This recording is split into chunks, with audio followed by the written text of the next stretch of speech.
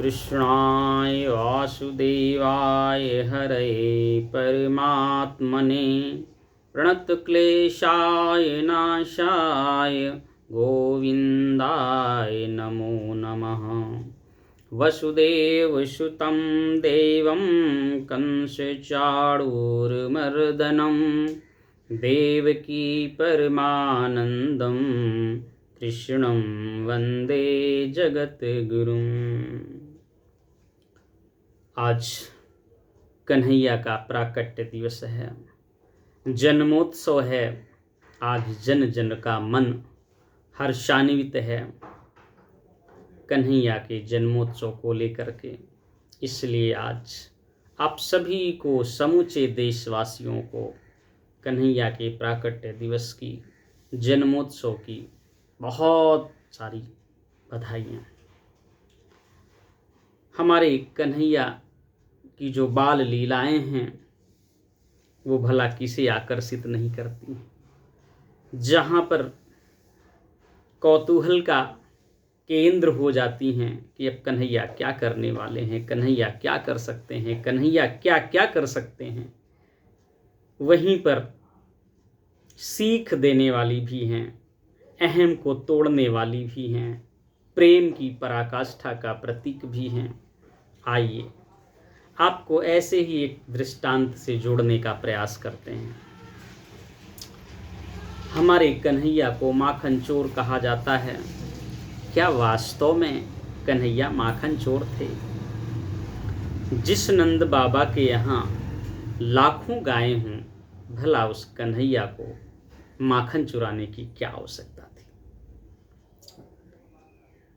वास्तव में कृष्ण, हमारे कन्हैया गोविंद माखन चोर नहीं थे, वो तो मन चोर थे। एक बार सभी गोपिकाएं आकर के बताती थी कि आज तो कन्हैया ने मेरे यहाँ मटकी तोड़ी, मक्खन चुराया, कभी आज इनके यहाँ कभी उनके यहाँ। लेकिन एक वृद्ध गोपिका थी, उसको अहम था और उसने कहा कि आज तक कन्हैया की मजाल नहीं पड़ी, उसकी हिम्मत नहीं पड़ी कि वो मेरे यहाँ आए और मक्खन चुराए। अन्य गोपिकाओं ने कहा, अच्छा ठीक है भाई, हमको भी जुगत बता दो, कौन सी तरकीब करती हैं आप, क्या जुगत करती हैं, हम लोग भी वैसा कर लें और कन्हैया मेरे यहाँ भी मक्खन न चुराने पाए। वृद्ध गोपिका ने कहा, अच्छा सुनो फिर मैं बताती हूँ कि मैं क्या करती हूँ। मैंने जहाँ शिकहर टांगी है, जहाँ वो मटकी है मक्खन की और गोरस की, पता है उसमें मैंने एक घंटी बांध दी है। और इतना ही नहीं, दरवाजे पे ताला लगाती हूँ बड़ा सा, और उसी दरवाजे के सामने एक छड़ी लेकर बैठती हूँ।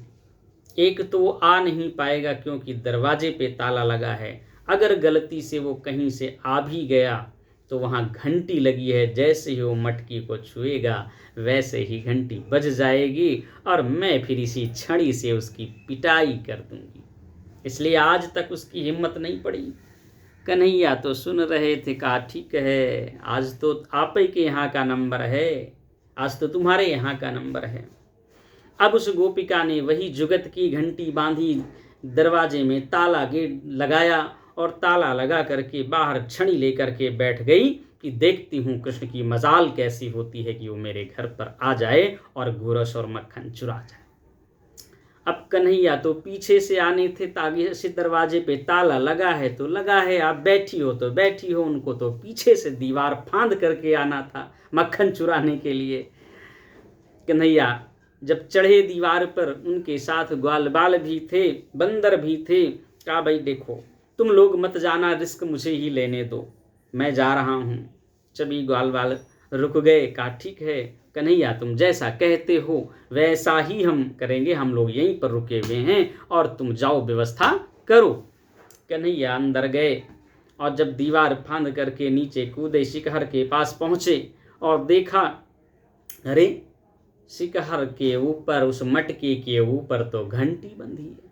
कन्हैया ने सोचा जैसे ही मैं इसे छूंगा, जैसे ही मटकी को छूने का प्रयास करूँगा वैसे ये घंटी बज जाएगी और ये तो हमें पकड़वा देगी, पिटवा देगी।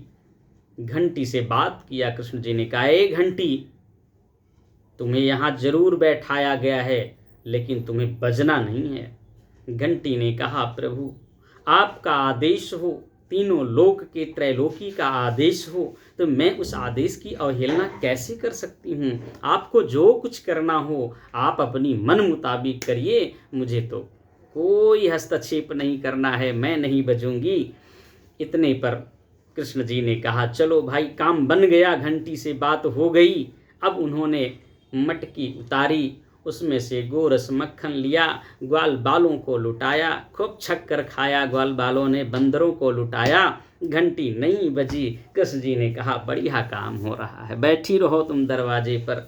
लेकिन जैसे ही उन्होंने कहा कि ठीक है, अब ग्वाल बालों को खिला दिया, बंदरों को खिला दिया, अब तो हमें खाना चाहिए, मेरी बारी है। और जैसे वे हाथ में मक्खन ले करके अपने होंठ तक ले गए, वैसे ही वो घंटी बज गई। अब तो कृष्ण जी लाल पीले हो गए। उधर उस वृद्ध गोपिका जो बाहर बैठी थी ताल, उसने कहा, अरे कोई जरूर आ गया, तभी घंटी बजी। किसी ने शिकार को छुआ, मटकी को तोड़ी होगी, मटकी को छेड़ा होगा, मटकी से मक्खन निकाला होगा, तभी ये घंटी बजी।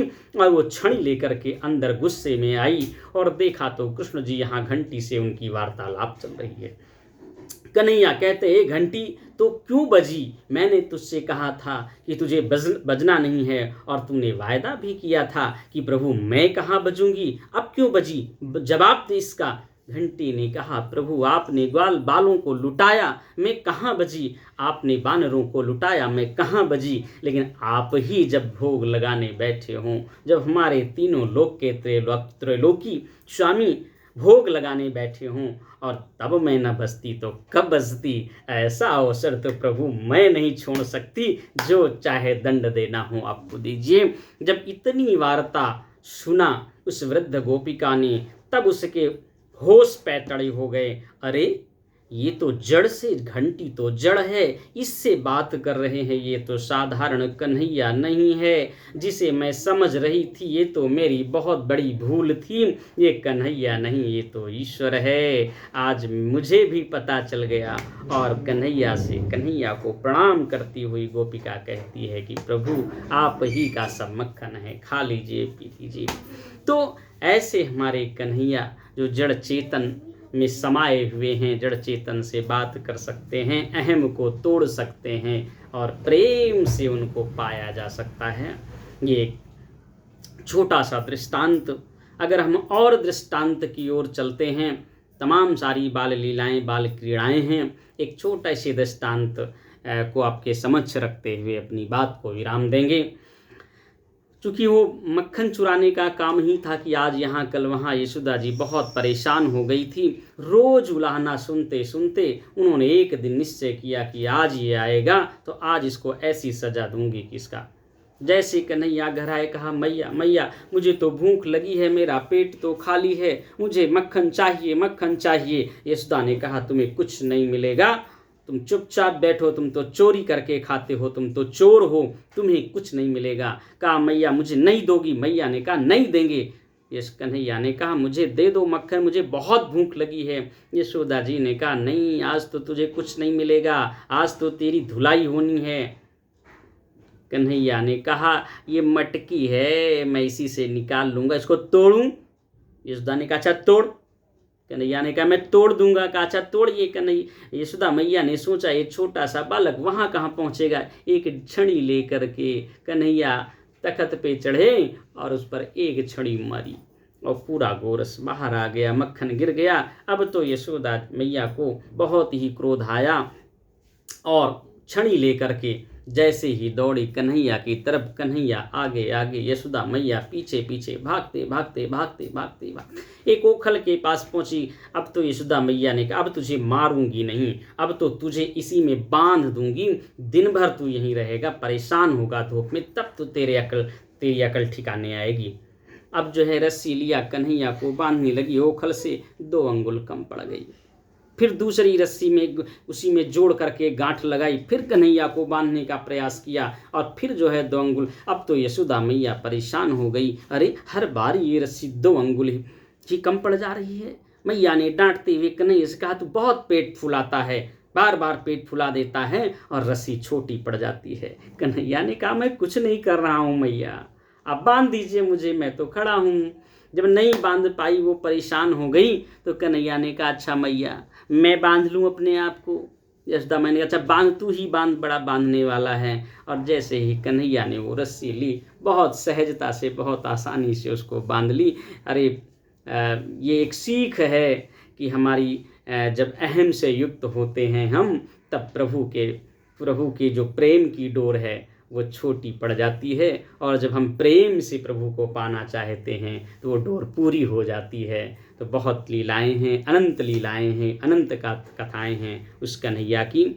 साथियों, इसी के साथ कन्हैया को नमन करते हुए, उनके प्राकट्य दिवस पर पुनः जो है समूचे देशवासियों को बधाई देते हुए अपनी बात को यहीं पर वाणी को विराम देता हूँ। जय देवकी नंदन।